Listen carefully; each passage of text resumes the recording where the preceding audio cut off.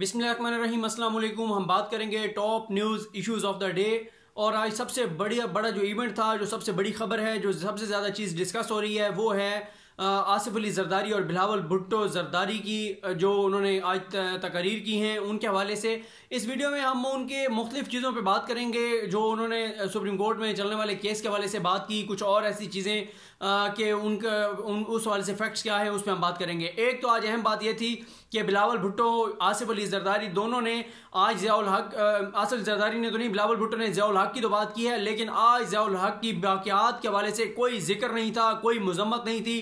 एक वक्त था जब पीपल्स पार्टी ज़ियाउल हक की बाक़ियात, यानी मियां मोहम्मद नवाज शरीफ जो कहा करते थे कि ज़ियाउल हक मेरे वालिद हैं, मेरे रूहानी वालिद हैं, और ज़ियाउल हक की कब्र पे खड़े होके और कस्में खाते थे कि मैं ज़ियाउल हक के मिशन को आगे बढ़ाऊंगा। जो ये तकारीर करते थे कि भुट्टो जाली शहीद है और जो ज़ियाउल हक हैं वो असल शहीद हैं। जो कहते थे कि ये बेनज़ीर भुट्टो अंग्रेज़ों के कुत्ते नहलाने वाली है, जो बहुत ज़्यादा ऐसी ऐसी बातें करते थे जो हम शायद ना कर सकें बेनज़ीर के हवाले से। तो आज ज़ियाउल हक की बाक़ियात का कोई जिक्र नहीं था। फिर बिलावल भुट्टो हों या आसिफ अली जरदारी हों, उनकी तकरीर में से अगर भुट्टो को निकाल दें, अगर जो है वो 18वीं तरमीम को निकाल दें, सिंध कार्ड को निकाल दें, तो कारकर्दगी के ऊपर कोई बात नहीं होती। ये नहीं बताया जाता कि हमने सिंध के लोगों के लिए ये किया, ये किया, ये किया, लेकिन सिर्फ और सिर्फ हर तकरीर में मजलूमियत होती है, भुट्टो का जिक्र होता है, बेनज़ीर का जिक्र होता है। और आज जैसे मैंने आपको बताया कि भुट्टो के नवासे ने ज़ियाउल हक की बाक़ियात का कोई जिक्र नहीं किया, यानी मियां मोहम्मद नवाज शरीफ, क्योंकि आजकल वो पहले तो वो ढके छुपे एक पेज पे होते थे, लेकिन आज तो वो ओपनली एक पेज के ऊपर हैं। आजकल नवाज शरीफ साहब की बीमारी का उनके बेटों हसन और हुसैन से ज़्यादा बिलावल भुट्टो जरदारी और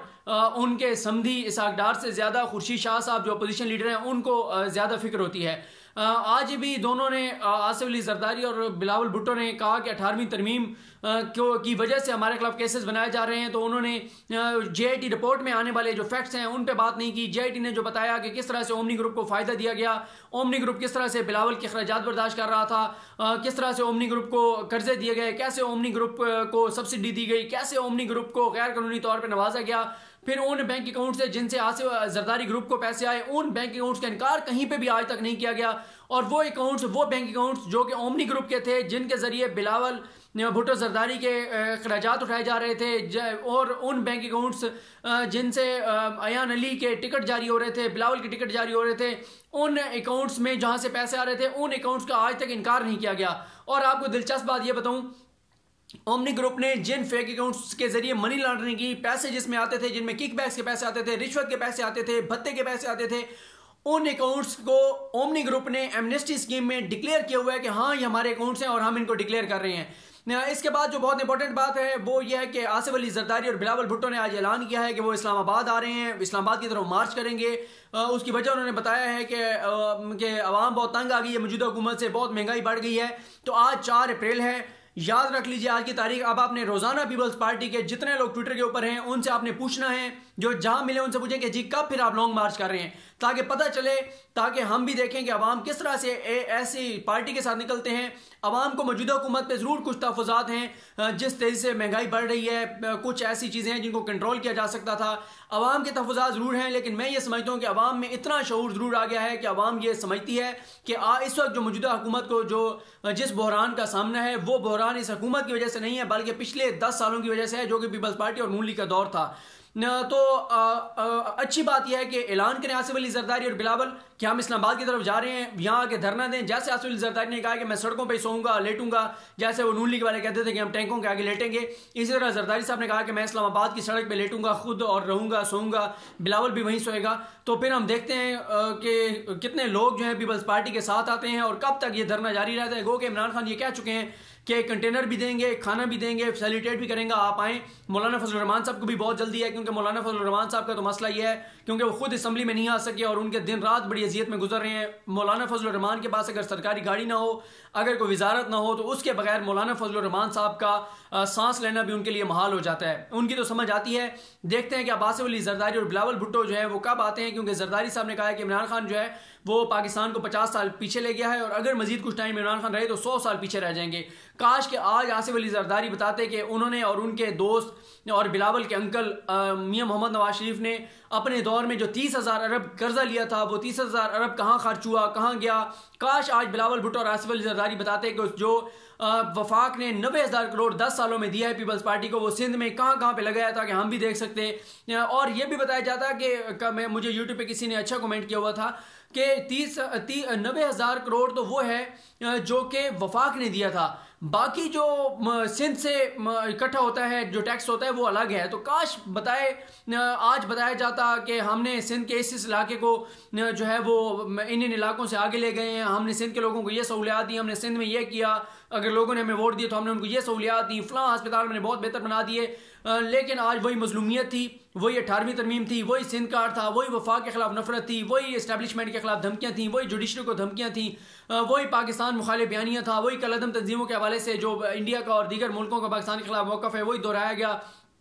ये नहीं बताया गया कि सिंध के लोगों को 90% सिंध के शहरियों को फुजला मिला पानी मिलता है, आलूदा पानी मिलता है। इस चीज़ के ऊपर कोई बात नहीं की गई। आज भी आसिफ अली जरदारी ने कहा कि मैं जेल में चला जाऊं, बाहर रहूं, लेकिन इस हुकूमत को हम नहीं छोड़ेंगे। आसिफ अली जरदारी ज़हनी तौर पे तैयार हैं, उनको पता है कि उन्होंने गिरफ्तार तो होना ही होना है। मैं आपको बारहा बता चुका हूं कि अगर उनकी जब जमानत कैंसिल होगी, फांसी जमानत इस्लामाबाद हाई कोर्ट से, वो उसके बाद भी गिरफ्तार हो सकते हैं। जब उनके खिलाफ रेफरेंस दायर होगा तब भी वो गिरफ्तार हो सकते हैं। और अगर उनके खिलाफ रेफरेंस दायर हो गया और वो रेफरेंस जैसे ट्रायल चला था नवाज शरीफ का और जब कन्विक्शन हुई थी, तो उस वक्त भी गिरफ्तार हो सकते हैं। गिरफ्तार उन्होंने होना है। अब ये फैसला नैब को करना है कि उनको कब गिरफ्तार किया जाता है। यही वजह है कि जिस वजह से नैब की कारकर्दगी पे सवालात उठते हैं कि एक तरफ तो आप ख्वाजा सादिर रफीक को इसलिए गिरफ्तार कर लेते हैं कि वो इतना इन्फ्लुएंशियल हैं, उनके बारे में कहा जाता है कि वो गवाहों पे असरअंदाज हो रहे हैं अपोजिशन में होते हुए भी, और एक तरफ आसिफ अली जरदारी को गिरफ्तार नहीं किया जाता, इसके बावजूद कि वो सिंध की हुकूमत उनके पास है और उनकी जो मनी लॉन्ड्रिंग का सारा मामला है वो सारे के सारा सिंध के इदारों के पास वो मामलात हैं। मैं अगली वीडियो में आपको इंटरेस्टिंग चीज़ एक और भी बताऊंगा कि पीपल्स पार्टी की क्यों जो है वो परेशानी बढ़ गई है,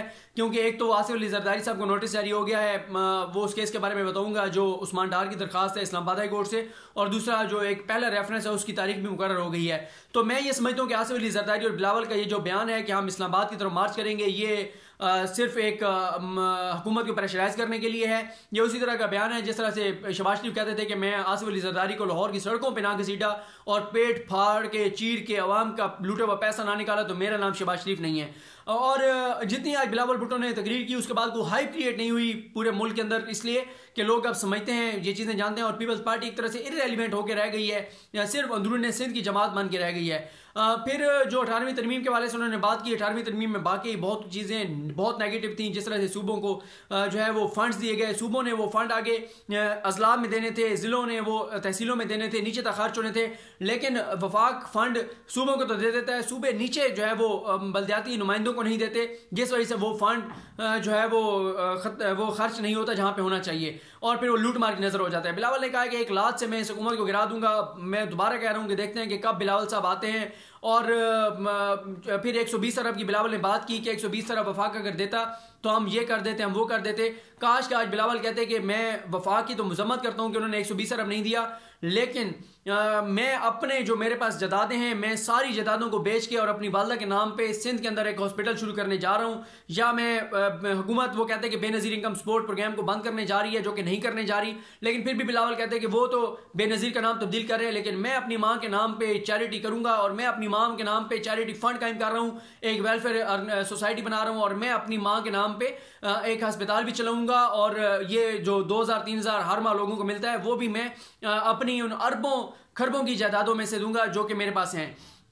गैस बिलों के हवाले से जो उन्होंने बात की है उस हवाले से वो एक अहम बात है, उसके हवाले से हुकूमत ऑलरेडी नोटिस ले चुकी है कि कंपनसेट किया जाएगा लोगों को जो ज़्यादा बिल आए। उन्होंने कहा कि नैब में जो केसेस चल रहे हैं ये नैब गर्दी है, ये किरदार कुशी है, ये इंतकाब है, ये पॉलिटिकल इंजीनियरिंग है। लेकिन मैं आपको बार बार कह रहा हूँ कि JIT ने जो चीज़ें दी हैं उनमें एक एक चीज़ मौजूद है कि किस ठेकेदार को सरकारी ठेका दिया गया, फिर उसने किकबैक से पैसे जमा कराए, रिश्वत के पैसे जमा कराए, भत्ते के पैसे जमा कराए, फिर वो कैसे एक अकाउंट से दूसरे, दूसरे से तीसरे, तीसरे से चौथे में गए, फिर वो दुबई गए, दुबई से लंदन गए, और सिंध का पैसा किस तरह से सिंध के अवाम के टैक्स का पैसा जो है वो दुबई के अंदर खर्च होता रहा। ये सारी की सारी चीज़ें JIT में मौजूद हैं। बिलावल भुट्टो ने कहा कि मेरा मौक़िफ़ किसी अदालत में नहीं सुना गया, अदालत ने इसीलिए तो उनका नाम ECL से निकाला था और नैब को कहा था कि आप बिलावल को सुन के और आप फैसला करें, और नैब ने इसलिए बिलावल को सुना सुना भी था, क्योंकि अभी तक बिलावल को कन्विक्ट नहीं किया गया, कोई सजा नहीं सुनाई गई, तो इसलिए अभी उनको सुना जा रहा है और सुनने के लिए नैब ने उनको बुलाया था और वो नैब में बिलावल जो है वो पेश भी हुए। फिर उन्होंने कहा कि ये 184(3) जो है वो इंसानी बुनियादी हकूक के मुतालिक सुप्रीम कोर्ट का जो दायरा इख्तियार है,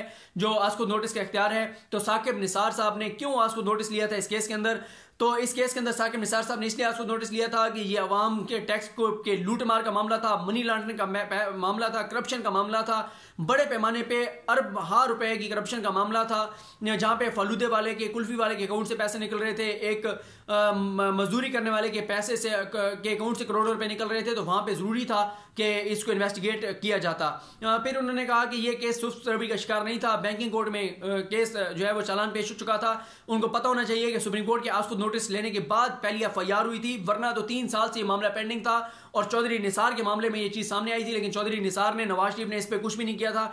फिर उन्होंने बेनज़ीर कत्ल केस का कहा कि वो सुस्त रवि का शिकार है, काश कि वो अपने 5 साल में और अपने अंकल नवाज शरीफ के 5 साल में इस बात पे बात करते, और 10 साल उनके पास थे जब वो खुद इक़्तिदार में थे 5 साल, और 5 साल जब उनके अंकल नवाज शरीफ इक़्तिदार में थे, तो उस वक्त वो बेनज़ीर के मामले को उठाते। इस हुकूमत को भी आए हुए जो है वो 7 माह हुए हैं। फिर उन्होंने कहा कि केस पिंडी क्यों शिफ्ट किया जा रहा है। मैं बहुत सारी वीडियो में बता चुका हूँ कि पिंडी में शिफ्ट क्यों किया जा रहा है, क्योंकि कराची के अंदर तो जो तहकीकात करने वाले थे उनकी जिंदगियों को खतरा था, उनको थ्रेट्स थे, रिकॉर्ड नहीं दिया जा रहा था, इसलिए पिंडी शिफ्ट किए गए केसेस। और आगा सराज दुरानी को उन्होंने कहा कि गिरफ्तार पिंडी से किया गया, अगर उनको कराची से गिरफ्तार किया जाता तो उनके साथ जितना एक लोग होते हैं असला बरदार, तो बहुत मुश्किल था नैब के लिए उनको गिरफ्तार करना। फिर बिलावल ने कहा कि उनकी फैमिली को 8 घंटे तक जो है वो एक तरह से जो है वो उन्होंने कहा यरगमाल बनाया गया। तो वो 8 घंटे की वीडियोस नैब के पास मौजूद हैं। नैब ने कहा है कि जब अगर ये केस अदालत में जाएगा तो हम वो पेश कर देंगे। और दूसरा ये भी है कि उस घर में भी CCTV कैमरे लगे हुए थे। अगर उनकी फैमिली को थ्रेट किया गया है, अगर हिरासत किया गया है, उन पर तशद्दुद किया गया है, तो बिलावल साहब को चाहिए कि वो CCTV फुटेज आगा सराज दुरानी के घर से लेकर वो पब्लिक कर दें। तो ये एक बड़ा मैटर था, बड़ा मामला था जिस पे मैंने बात की। अगली वीडियो में आपको 3-4 केसेस के बारे में सुप्रीम कोर्ट के बताना है और साथ कुछ और जो डेवलपमेंट्स आज की रह गई हैं मुख्तसर तौर पे उन पे बात करेंगे। मुझे अपनी दुआ में याद रखिए। अल्लाह करीम हम सब का हामी नासिर हो। अल्लाह हाफिज़।